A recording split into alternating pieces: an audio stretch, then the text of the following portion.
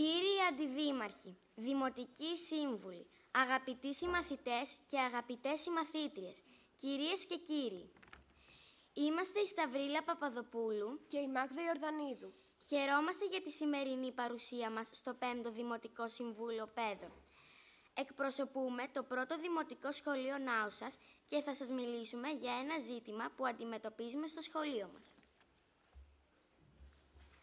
Το θέμα που μας απασχολεί είναι η λειτουργία της αυλής του σχολείου μας ως πάρκινγκ. Ο Δήμαρχος Νάουσας, για να βοηθήσει τους πολίτες και τους επισκέπτες της πόλης μας, από την Παρασκευή το απόγευμα έως τη Δευτέρα το πρωί, επιτρέπει να λειτουργεί η αυλή του σχολείου μας ως χώρος στάθμευσης. Η στάθμευση όμως των αυτοκινήτων στο χώρο της αυλής του σχολείου μας έχει επιφέρει και σοβαρά προβλήματα, όπως αυτά αναφέρονται παρακάτω. Πρώτο πρόβλημα.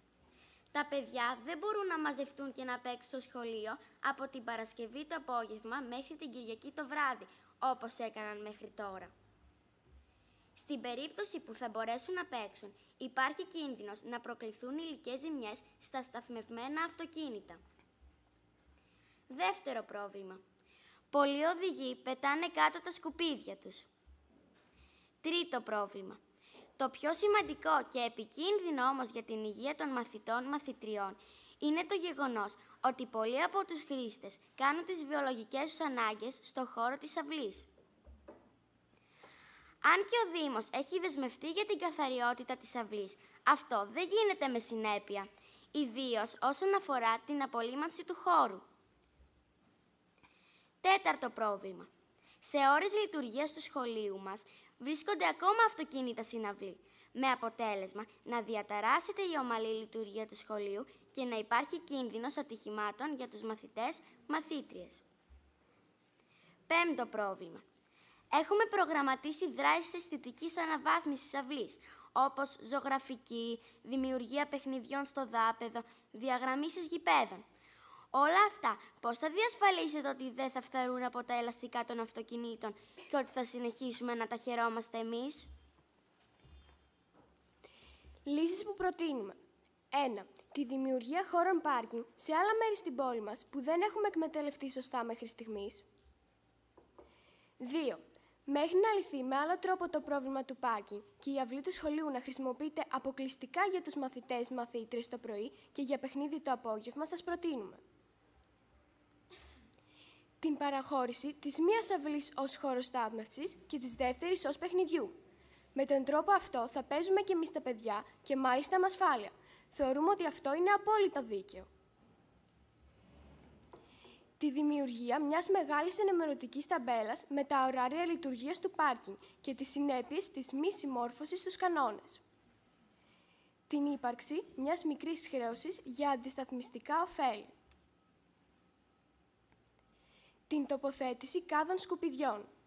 Τον έλεγχο για την αποχώρηση όλων των αυτοκινήτων. Την καθαριότητα και απολύμανση της αυλής κάθε Δευτέρα πριν την έναρξη λειτουργίας του σχολείου.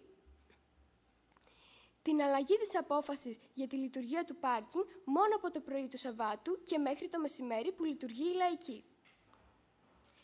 Από ό,τι φαίνεται και έχουμε διαπιστώσει τις άλλες μέρες, το πάρκινγκ χρησιμοποιείται για άλλους λόγους και όχι για την αποσυμφόρηση των δρόμων και την αγορά. Πιστεύουμε ότι το παιχνίδι, η άσκηση και η ασφαλής λειτουργία του σχολείου έχουν μεγαλύτερη αξία από τη χρήση του πάρκινγκ για τις εξόδους διασκέδασης. Ευχαριστούμε για την προσοχή σας.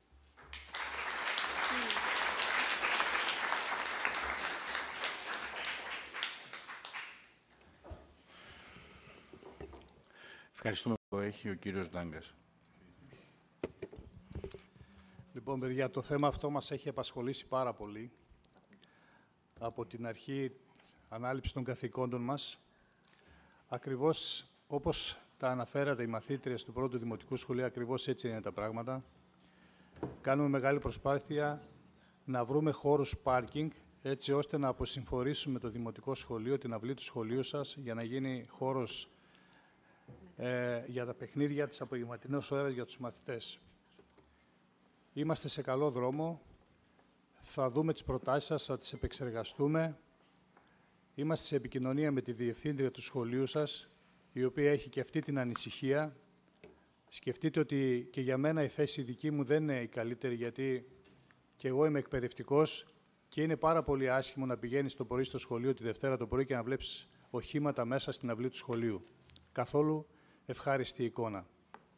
Έχουμε φτάσει σε σημείο να έχουμε καλέσει και την αστυνομία για να απομακρύνει τα οχήματα αυτά, ψάχνοντας τους οδηγούς, και όντως παρουσιάζεται μια εικόνα η οποία είναι η πραγματικότητα. Και μπράβο σας για την ενημέρωση που έχετε. Σας υποσχόμαστε ως Δημοτική Αρχή ότι θα επεξεργαστούμε τις προτάσεις και σύντομα θα έχουμε τα καλύτερα δυνατά αποτελέσματα για να δοθεί λύση σε αυτό το πρόβλημα. Ευχαριστώ.